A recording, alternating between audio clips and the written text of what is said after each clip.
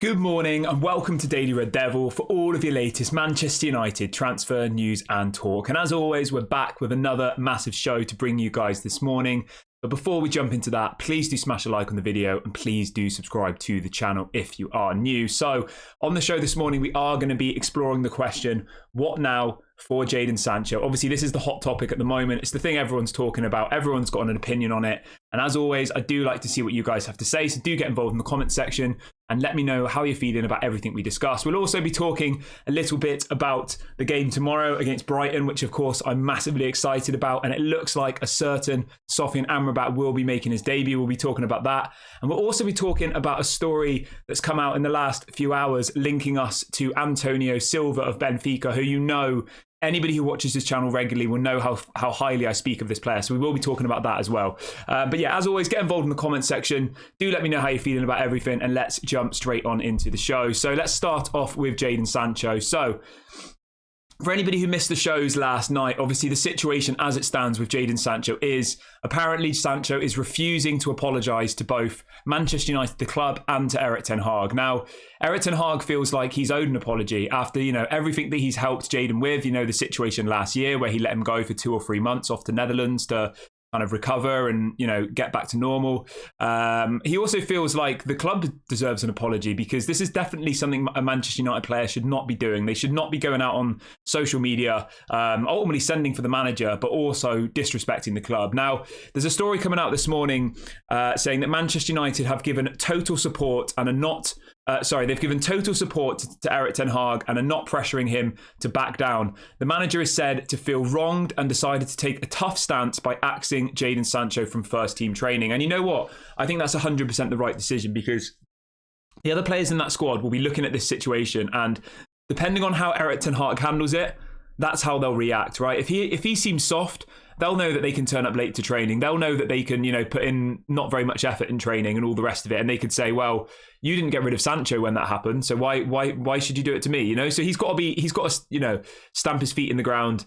And I respect Manchester United for standing by him because many times in the past we were player FC, weren't we? We were the club that the players were ahead of the manager. In the Mourinho era, Pogba was. The club would favour the players because they saw them as these £100 million assets, and they said, well, Pogba has to stay. He cost us £100 million. Mourinho, you've got to make it work no matter what he says to you, no matter what he does. If he disrespects you, you've got to just get on with it, But I think our stance has changed. The story also then goes on to say that Jadon Sancho is refusing to back down. Jadon Sancho is apparently unhappy that Ten Hag went public in the first place with his grievances. And it says Jadon Sancho is understood to feel that he has been a victim of double standards at the club. He believes there have been a notable inconsistencies in the way that Ten Hag has applied certain rules in relation to him compared to other teammates. I mean, all the stuff like this is just a little bit like, when you're a child and you try and say, oh, well, you didn't treat him like that. And I think looking at it from an outside perspective, obviously we're not on the training field every single day, but I think Erik ten Hag's been pretty consistent, right? He axed the best player in the world, in my opinion, Cristiano Ronaldo, or was the best player in the world, right? He got rid of our goalkeeper who just won the Golden Boot. Gone. He got rid of Harry Maguire, the club captain, and sat him on the bench for the whole season. So I don't really see how Jadon Sancho can say there's double standards because Ronaldo is clearly a better player than Sancho. David De Gea is clearly a better player than Sancho. And I mean, I don't know if I'd go as far as saying Maguire's a better player, but I would say Maguire's done more for Manchester United than Jadon Sancho has, to be completely honest. He wasn't terrible for the first 1 or 2 seasons, Harry Maguire. It was only kind of in the last 2 years, wasn't it, when Harry Maguire's been absolutely rubbish. So yeah, I don't really get how he can say that there's double standards because looking at it from an outside perspective, looking in from where we are as fans, I think Erik ten Hag's been ruthless with all of the players. If they don't perform, if they don't turn up to training, he'll discipline them. We saw that happen last season. I think it was the Wolverhampton Wanderers game, wasn't it? And Marcus Rashford was reportedly 5 minutes late to a team meeting, and he just got dropped to the bench. Ten Hag didn't start him. He was meant to be starting. He was in the form of his life, banging in goals for fun. And Erik ten Hag said, no, you're late for training. You're not going to start the game. And Rashford came out in a press conference and didn't come out and say, oh, it's not fair and pin it as a tweet. He came out and said, you know what? Yes, I was late for one meeting. I was 5 minutes late and I respect the manager's decision. So you can't come on this whole argument of double standards. He treats some people like this, some people like that. I think it's rubbish. And I don't like people who make excuses personally. I think it's a really an ugly trait is a bit of maybe a harsh word to say, but I just don't think it's a very good thing to have as a trait as a person if you can't see your own wrongdoings, if you can't see that, turning up late for training, not putting effort in training, and then trying to be like, oh, well, somebody else 3 months ago didn't put in effort in training or whatever. It's like, that's just, you need to just either get on with it and try and better yourself, apologise to the fans of the club, because obviously we're all upset about it as well. Apologise to the manager, apologise to the CEO, the director of football, apologise to everybody because you've disrespected all of them. You're dragging them all through the mud, and then try and move forward. Let's see what everyone was saying. Max says, play Sancho in the academy. What else have we got? Yeah, I probably would, to be fair. Andrew says, serve him right. Sancho should be training with the reserves. Yeah, somebody says Sancho is mid. Haaland made him look a lot better than he is. I actually do agree with you on that one, to be honest, mate. I do. What else is everyone else saying? Joe says, I'm with Erik ten Hag. No player is bigger than the rest of the other players in the team. I believe Erik ten Hag plays those who are fit and works hard in training, and not based on the player's valuation or popularity. I 100% agree with you. And I think people will say, oh, well, he always plays Antony. And you know what? I actually back Erik ten Hag for playing Antony. Do you know why? Because every single time Antony comes on that pitch, he gives 110%. He tracks back, he defends, he works hard. He looks like he actually wants to be there. He looks like he would, I don't know if I'd say he would die for the team, but do you know what I mean? Like, he has that kind of attitude, doesn't he? He has that ruthless attitude. Whereas you see Jadon come on the pitch and he looks like he's not bothered. He doesn't track back his runners. He doesn't, put in enough effort and all the rest of it. So I know people will always come with this argument like, why does he always play Antony? But I think there's a reason why he plays Antony, and I've just broken that down with you. Hellboy says success starts with discipline. Yes, 100%, mate, 100%. If you don't get the discipline from the beginning, you can't instill that mentality, right? This would have never happened in the Alex Ferguson era, Sir Alex Ferguson. I know we're in a different era now. I know we need to stop living in the past, but Sir Alex Ferguson would never let something like this happen. If something like this happened under Sir Alex, they would never step foot in Carrington again. They would literally, I don't know what he would have done with them. Let me know in the comment section, guys. What do you think Sir Alex Ferguson would have done with Jadon Sancho if this was under Sir Alex Ferguson's kind of reign? If somebody came out in the public and said that Sir Alex Ferguson was a liar and then left it on, obviously Twitter wasn't really a thing back then. I mean, it probably was around, but it wasn't as dominant as it is now. But imagine Sir Alex Ferguson was the manager now, or Jadon Sancho was a player back in those days. What do you think Sir Alex Ferguson would have done? Let me know in the comment section. I know this is obviously a hypothetical question, but I think it's quite an interesting one to explore. So let me know what your thoughts are. Mila says, what can be the solution with Sancho? Who will pay him 350 grand a week on this planet? I think we'll probably have to loan him out, to be honest with you. I think we'll loan him and then we'll try and make it like an obligation to buy or something. It will probably be one of those ones where we end up paying half of his wages. We send him to somewhere like Dortmund, but Manchester United end up paying like 200 grand a week of his wages. It'll be something ridiculous like that. And it's just another massive error on the club side of things, that they didn't check this player's disciplinary issues in the first place. They didn't question giving him 350 grand a week and paying 75 million pounds for him.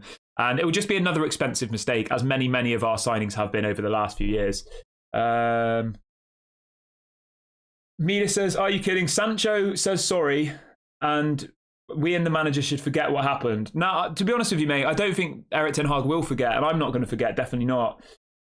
Jake says, for far too long, this club has lacked discipline. Sir Alex Ferguson never let this happen. As soon as anybody felt they were bigger than the club, they were gone.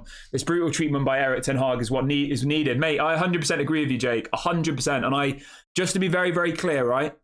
In this situation, in a footballing perspective, I 110% back Erik ten Hag in this. 100%. Not a single glimmer of doubt in my head. Obviously, we're hearing that, there's Jadon Sancho's been going through things both mentally and physically. So obviously, I hope that on a human level, I hope that Jadon Sancho's all right, because obviously we're all human. But from a footballing perspective, I think Erik ten Hag has done all of the right things, giving him 2 or 3 months of the season off last year to go and just recover. How often do people allow that to happen? I've never heard of that in football, to be honest with you. Somebody who's available to play and they let him have 2 or 3 months off to go and, get himself back to normal. That just doesn't happen. They would usually say, well, you're being paid, get on with it. And so, yeah, you can't really throw Erik ten Hag under the bus for this one. Benny says, we've all seen what Sir Alex did with Keane, Stam and Beckham. Only have been one outcome. Sancho would be already gone. We wouldn't be talking about it a week later. Yeah, 100%, mate. I agree with you. Queen Bee says, Fergie would have sold him by now. Saf says, I think Sancho is another player we're going to lose out on financially. Yeah, 100%, mate. 100%. That's the issue, isn't it? Like, obviously, we can all say get rid of him. We can all say remove Sancho and all the rest of it. But you do realise that we're going to end up taking a massive, massive hit. He's on £20 million a year on wages, right? He's got 3 years left on his deal.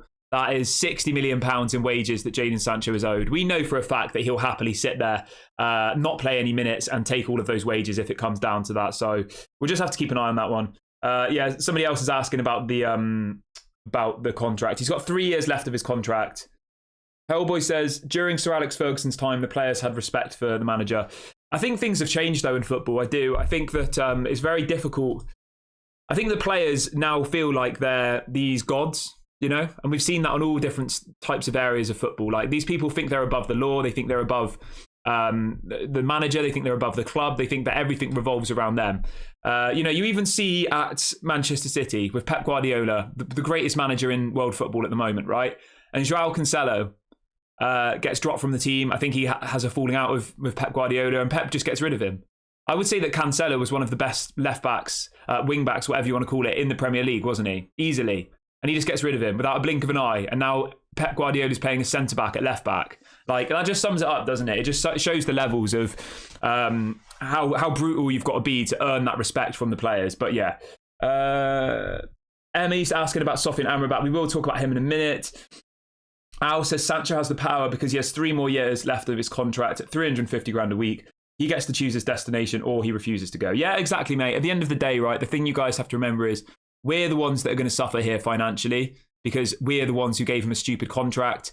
We're never going to recoup the 75 million we gave to Dortmund, and we're obviously going to really struggle to get his wages off the book. So it's kind of a lose-lose situation for Manchester United, isn't it? We lose a player who we thought was going to come in and do really well, and we're probably going to take a massive financial hit, which will obviously impact our financial fair play stuff as well, because it will go down as a loss. So it's just another mistake, isn't it? It's just another big issue. Pig Teats says we have to stop trying to buy superstars and create a team again. Yeah, 100% agree with you, mate. We need to start bringing in younger, hungrier players. You know, the likes of Pellistri, the likes of Ahmad, those types of profiles. I'm not saying them specifically, but, you know, younger people. Rasmus Højlund's an example, a 20-year-old who's still not like a world-class player, but you can see that he could go on to be one. JT says 6-month loan, hoping he goes off. Think Spain/Italy can make him look quite good, which might have a club or two knocking, or Man United might need to cover part of his wages after a sale for two years. Yeah, I think that'll be the case, guys. I think we'll loan him, but we'll have to cover probably a large portion of his wages. I mean, from my stance though, loaning him and getting some money back is better than nothing. I know obviously everyone will say let's sell him, but you know, it's not as easy as that, is it? Emmy says, when we have a fully fit team, do you think we can challenge for cup competitions and get top 4? That's a good question. Really good question. I'll ask that back to the chat. So Emmy has asked, when our team is fully fit, do you guys think that this season we will get top 4? And do you think we should be challenging for a trophy? I don't know. I think we'll get Champions League football because obviously you only need to get 5th to get that now. I'm not sure if we'll win a trophy this season. I don't think we will, personally. I don't think the mentality is there yet, but things can change very, very quickly in football, right? For all we know, we could be sat here in 10 months after winning 10 games in a row, and everyone could be saying we're in sight of the league title. Like, things can happen really, really quickly. So at this point, I think it's too early to say, but based on what I've seen so far, I don't think a trophy is realistic at this current moment in time, but obviously things can change really quickly in football. I think Champions League football would be an achievement for this year. Hopefully then the Glazers go, and then hopefully we can start moving forward slowly in the next kind of 3 to 5 years. But yeah, let me know what your expectations are for the season after these first 4 games. And also, everybody who's just joined, please do smash a like on the video. Please do subscribe to the channel if you are new. It really, really helps the community. We're only 60 subscribers away from 18,500. So let's see if we can hit that by the end of today's video. It's completely free. I've just dropped a link in the chat to subscribe if you haven't done it already. Let's see what everyone else is saying. Grant says, we've still got so much work to do. We've got to move on Sancho, Maguire, Van der Beek, Martial. So much more changes are needed. Yeah, 100%, mate. And that's why I'm not like completely judging Erik ten Hag at this stage, because there's so many players that still need to go. You know, as Grant says, he's highlighted Sancho, Maguire, Van der Beek, Martial, probably a few more. There's probably 5 or 6 players who need to leave, like now. But obviously we can't get them out now because we're in the middle of the season and the transfer window shut. Mila says, how much will all the dramas Anthony, Sancho, Greenwood, Maguire affect the results and the dressing room?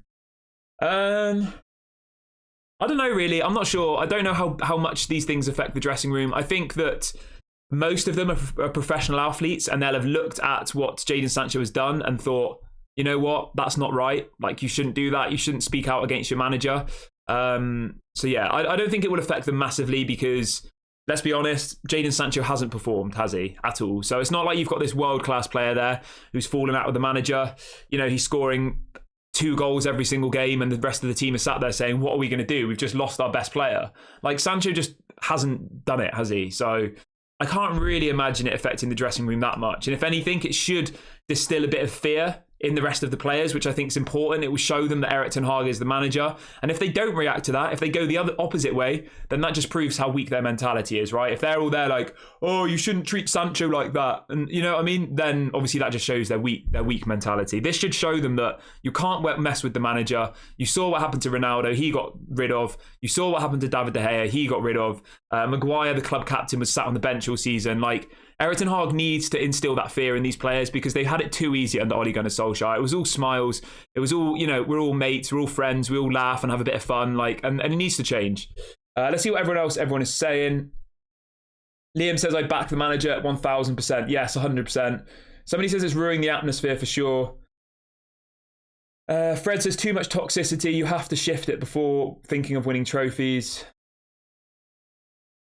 Somebody says, did anything happen for Rashford after he liked Sancho's tweet? I don't know if that's true, so I'm not gonna confirm that. I have no idea whether Rashford has liked the tweet or not. Obviously, somebody said that in the chat. If anybody can confirm that, obviously with a screenshot or something, then let me know. But yeah.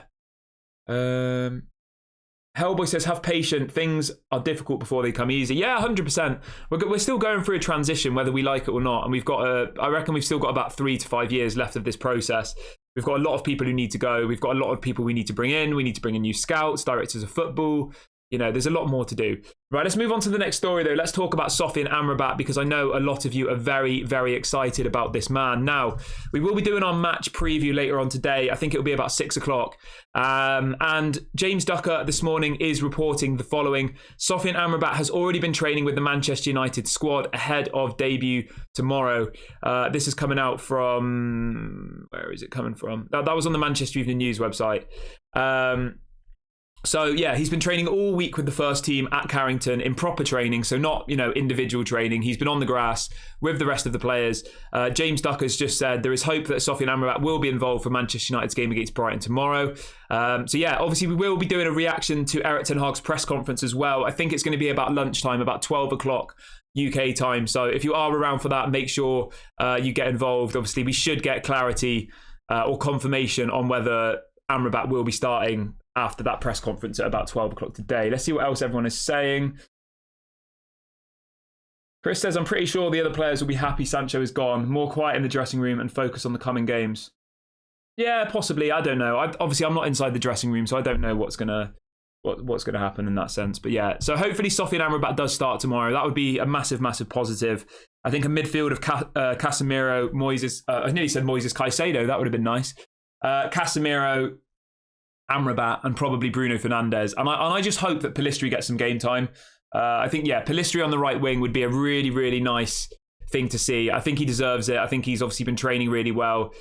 He's obviously, you know, went off to Mexico for the whole of the summer to do this private training camp by himself. So hopefully we see Pellistri start the game against Brighton. I think that would be wicked. But let me know what you guys think.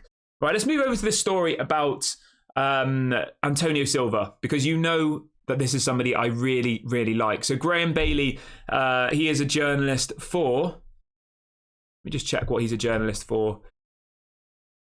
He's a UK journalist. He's got over 100,000 followers, and he is reporting this morning that Manchester United used the international window to watch defensive starlets Antonio Silva and Giorgio Scalvini. Now, I'm going to be honest, I haven't really heard anything about this Scalvini guy. He plays for Atalanta. Obviously, Antonio Silva plays for Benfica. For me, Antonio Silva is the player we need to get next summer, 110%. I think Varane is going to need replacing next year. I think he's a good squad player from next year onwards, but obviously Varane's only got 2 years left of his deal. He's definitely injury prone. So this time next year, he'll have 1 year left on his deal. I would be very surprised if Manchester United extend his contract past, those 2 years. And I think we need to be looking at this Antonio Silva guy. He's unbelievable. Already in the Portuguese national team. Played over 50 games for Benfica last season, which is crazy for someone of his age. He's only just turned 19 years of age, right? Quality player. If anybody is interested in him, go and watch him. I genuinely think he's going to be the next big thing in the kind of defensive area, centre-backs positions. He's on the level of Gvardiol, who's just gone to Manchester City. He's going to cost a hell of a lot of money, though. He's got a release clause of 60 million euros, which I guess isn't too bad in the grand scheme of things when you think of the prices that defenders are going for. Manchester City paid 100 million euros for what's he called? For Gvardiol. So yeah, but if anybody hasn't heard of Antonio Silva, go and check out some videos and stuff on him. Or next time Benfica are playing, go and watch him because he is honestly unbelievable. And yeah, it looks like we have sent scouts out to watch him during the international break. He was obviously part of the Portuguese setup for the international fixtures. So yeah, go and check him out if you haven't seen him already. Right, let's see what else everyone is saying. Matt G says, do you think Johnny Evans will start? Oh, mate, I hope Johnny Evans doesn't start. That would be... I think it will be Maguire and Lindelof, I think. But you never know. Let's just hope that Martinez is back. Forever Red says, Erik ten Hag is starting to turn things around. We just need to be patient. It took Fergie years to iron out the team. Yeah, 100%, mate. 100%. Jason says, do you think Ole Gunnar Solskjaer started all of this player power situation? 100%. 100%. Every time anything went wrong at Manchester United, right, we lose a game 4-0, Ole Gunnar Solskjaer would come out all smiling. The boys did their best. Like, he instilled this weak mentality. I love Ole Gunnar Solskjaer. He was responsible for probably one of the greatest moments of Manchester United's history over the last 20 years or so, winning that Champions League with that goal. But from a manager's perspective, he set us back, I reckon, 5 to 10 years, genuinely. The mentality that he instilled was so weak. It wasn't that of Manchester United. It wasn't that of what Sir Alex Ferguson tried to do, for many, many years. It was weak mentality. It was that the players could be ultimately babies and he would just back them in the press. He would smile, he would laugh, which, we all thought there was a positive atmosphere going around the changing room. But as soon as the results started to change, you could see the cracks unveiling under Ole Gunnar Solskjaer, couldn't you? As soon as the results started to change, the smiling thing just was frustrating then, wasn't it? Because you're thinking, why are you smiling? We've just got battered by somebody. Where are we? We've got about 10 minutes left of the show, guys. If you have any questions, do get them in the live chat and I will read out as many as I can. And please do make sure to smash a like on the video and subscribe to the channel if you haven't already. Right, let's crack on with the rest of it. Mof says, I think Bruno will start as a right winger and Pellistri will be subbed in the second half. Yeah, you know what, mate? I would not be surprised at all if that happens. Because obviously Christian Eriksen can't play a full 90 minutes. So maybe Erik ten Hag puts Christian Eriksen at the number 10, Bruno Fernandes as the right winger, and then maybe around the 60-minute mark, he brings on Pellistri for Eriksen and then swaps and then puts Bruno into the number 10 and Pellistri on the wing. I mean, I'm quite open to that as well. I just want to make sure that Pellistri does get game time because I think he deserves it. I really do. Right, let's see where we are.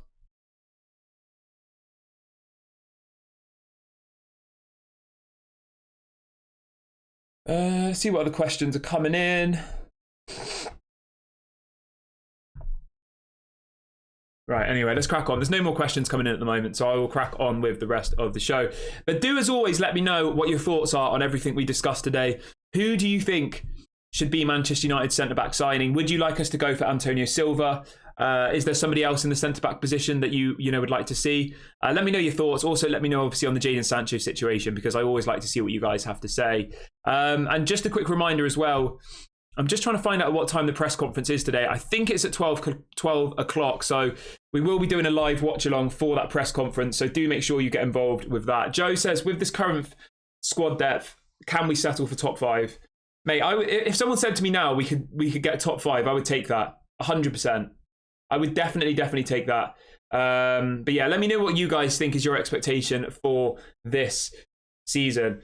I'm going to wrap the video up here, guys. We've gone through everything that we had planned for the show today. Obviously, everything's going to be focused around the game tomorrow. We will be doing a watch along for that game. Yeah, we've gone through all the questions. I've gone through all the talking points. Please do make sure to smash a like on the video. Please do subscribe to the channel if you are new. This has been Daily Red Devil. I've been Kieran, and I'll catch you all later.